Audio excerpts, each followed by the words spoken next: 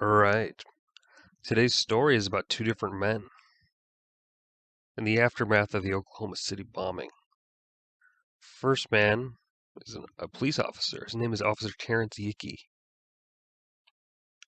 And the second man, he's a doctor by the name of Howard Don Chumlee.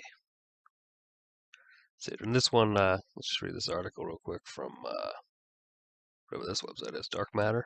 It says, Chumlee was 12 blocks away from the Murph Federal Building, and he was with his stepson, Sean Jones, who worked with him.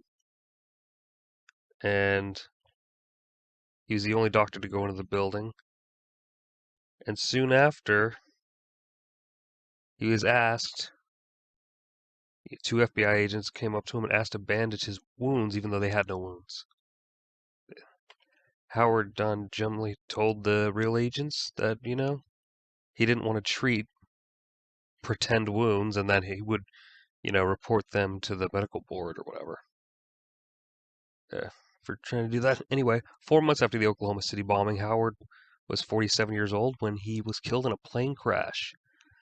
In his plane on a routine trip from Texas to Oklahoma, he was flying a C-210 Cessna. He went up 7,000 feet and he went into a full nosedive, seemingly out of nowhere.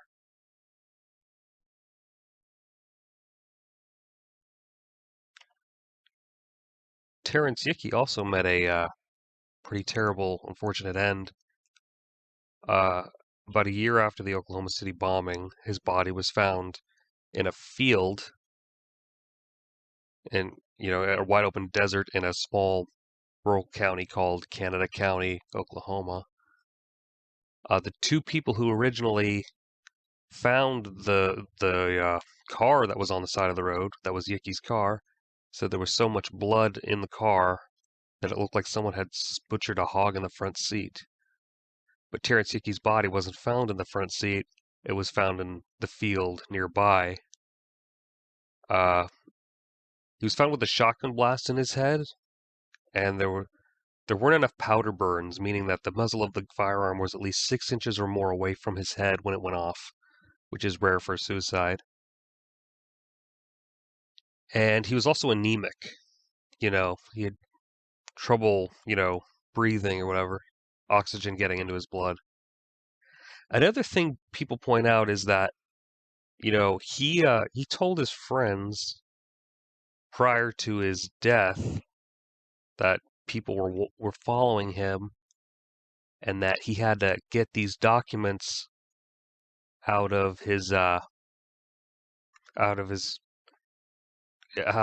storage facility that he had. He had it at self-storage, and that's what he was doing on the day of his death.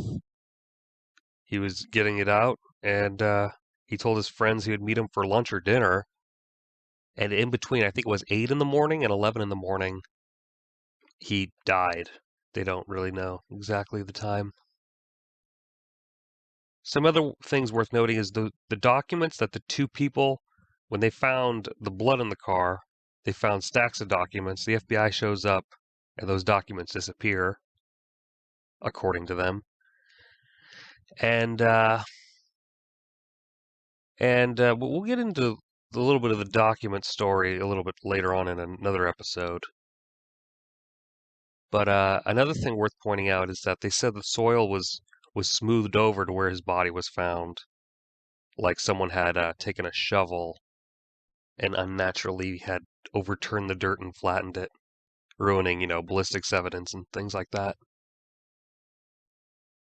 So, Terrence Yeakey, in the days prior to him dying, he was throwing up. He was staying with his sister, and he was throwing up. And after the Oklahoma City bombing, he was actually, this is his wife, in the top left photo there. His wife was actually with him, and they actually entered into the Murrah Federal Building. They weren't supposed to in the aftermath of the bombing, but they did, and that's where Yeakey was getting these documents from. Very strange story, so we're going to continue doing some of these stories in upcoming videos on the catacomb.